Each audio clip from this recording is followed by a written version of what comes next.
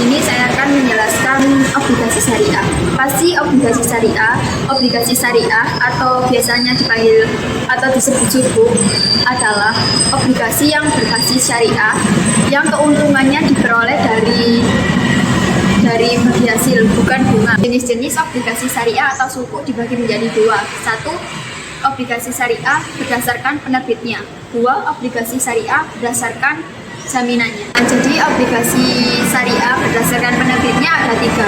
Yang pertama obligasi rekap, kedua obligasi syariah surat utang negara atau biasanya debentur, yang ketiga obligasi retail Indonesia atau biasanya disebut ORI.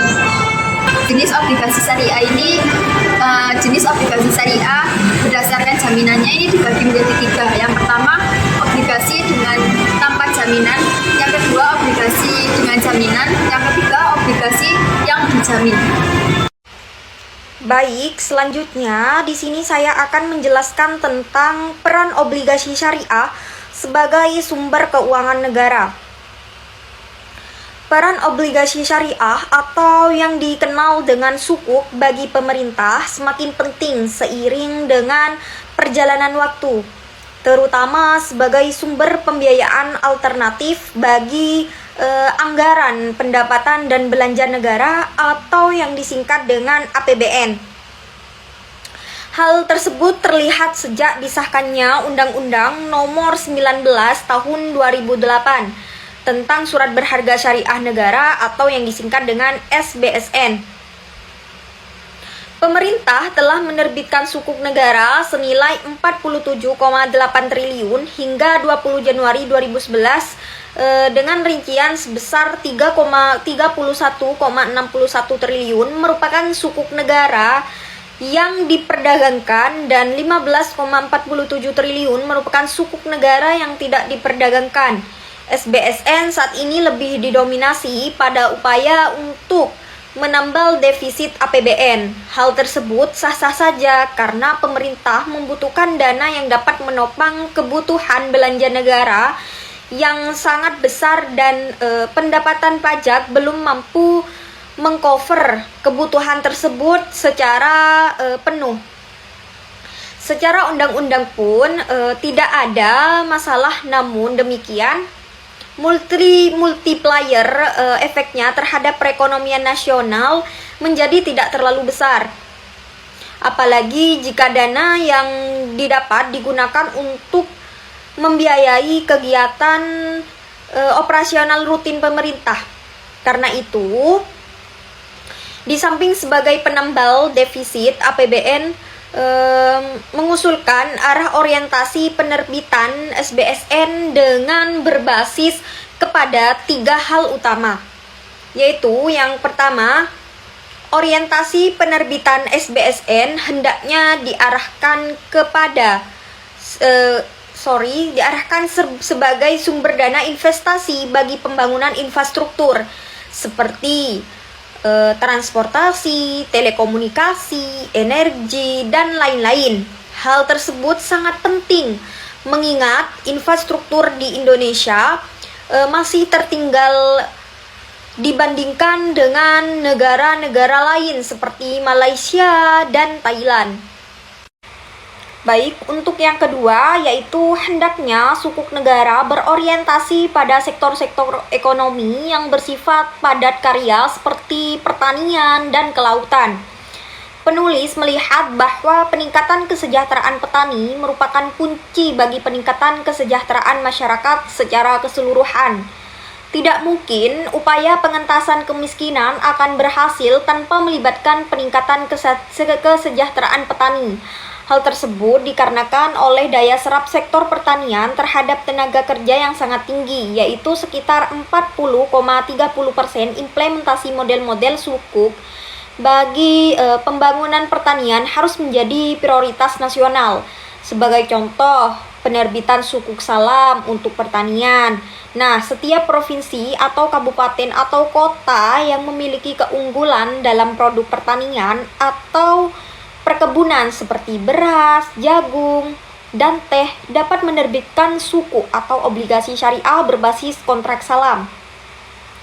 Yang ketiga yaitu hendaknya suku suku negara juga berorientasi pada optimalisasi potensi daerah. Nah, untuk daerah-daerah yang memiliki potensi pariwisata, misalnya pemerintah dapat menerbitkan sukuk bagi pembangunan infrastruktur pariwisata yang diperlukan, seperti pembangunan fasilitas monorail dan kereta gantung. Nah, sedangkan untuk daerah yang memiliki potensi migas, negara dapat menerbitkan sukuk bagi pengadaan kebutuhan modal kerja pertambangan migas. Intinya, ada banyak pola sukuk yang bisa dikembangkan, tergantung pada potensi yang dimiliki dan identifikasi kebutuhan yang diperlukan dalam merealisasikan potensi tersebut.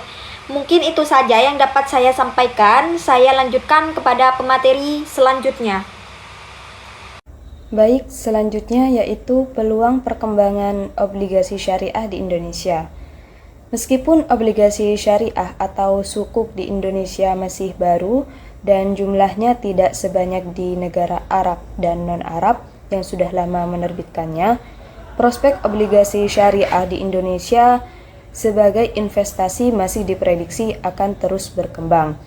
Ada beberapa potensi yang dapat menjadi peluang bagi pengembangan sukuk di Indonesia. Peluang yang pertama yaitu potensi penyaluran likuiditas yang aman. Kesulitan likuiditas pada sektor keuangan di negara-negara kawasan Amerika dan Eropa merupakan salah satu dampak dari krisis ekonomi global.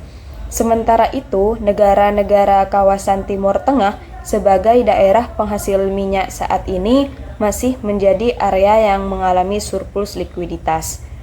Obligasi syariah menjadi alternatif investasi jangka panjang untuk menyalurkan kelebihan likuiditas yang aman dan returnnya cukup baik. Peluang yang kedua yaitu populasi penduduk Muslim Indonesia yang besar. Populasi penduduk Indonesia yang besar dengan jumlah sekitar 230 juta jiwa dan sekitar 85% beragama Islam merupakan peluang yang sangat besar sebagai investor produk syariah di Indonesia. Populasi penduduk Indonesia yang besar juga dapat dijadikan sebagai nilai tambahan atau faktor lebih jika dilihat dari sisi investor dibandingkan dengan produk konvensional. Peluang yang ketiga yaitu pertumbuhan ekonomi Indonesia yang menjanjikan. Indonesia sebagai negara dengan populasi muslim terbesar di dunia tentu memiliki prospek yang sangat bagus dalam pengembangan obligasi syariah. Indonesia yang dinilai oleh para praktisi ekonomi syariah sebagai prototip negara Islam penganut demokrasi terbesar di dunia dengan tingkat pertumbuhan ekonomi yang sangat menjanjikan.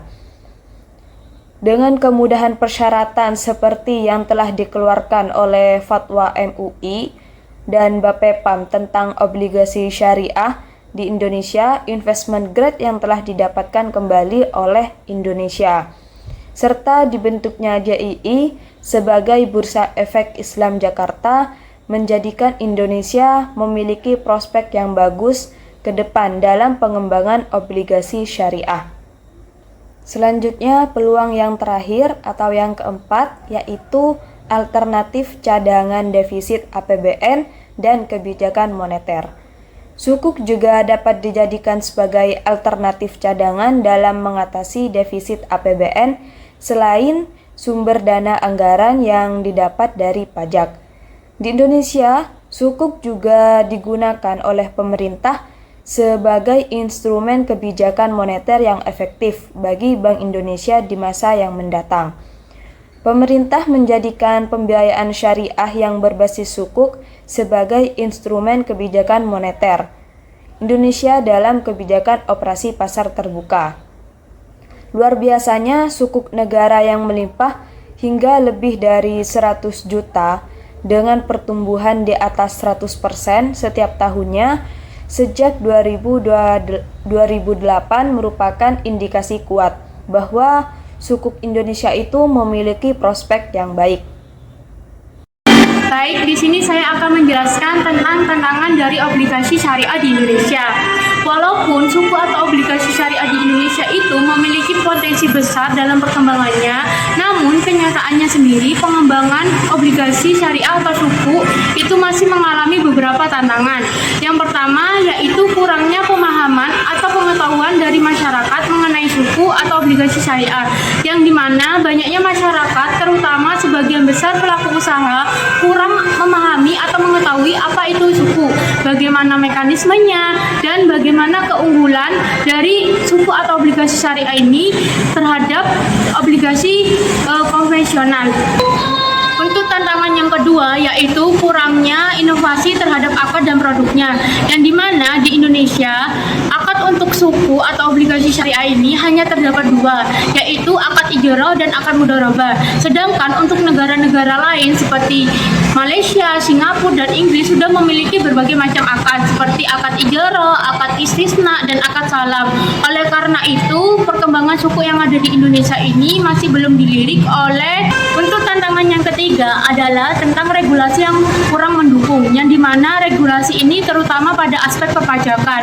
Aspek perpajakan di Indonesia itu dinilai oleh investor dari luar negeri kurang kompetitif dan juga adanya double tax dalam transaksi suku.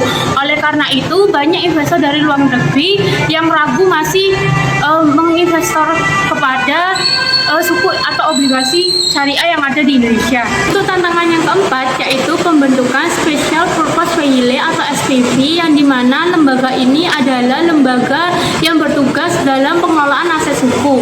Pembentukan SPV sendiri di Indonesia masih terbilang rumit karena aturan yang ada di SPV itu masih kehalang atau kebentur oleh aturan yang ada di kelembagaan, baik SPV yang dibentuk oleh kelembagaan BUMN ataupun SPV yang dibentuk oleh perseroan terbatas.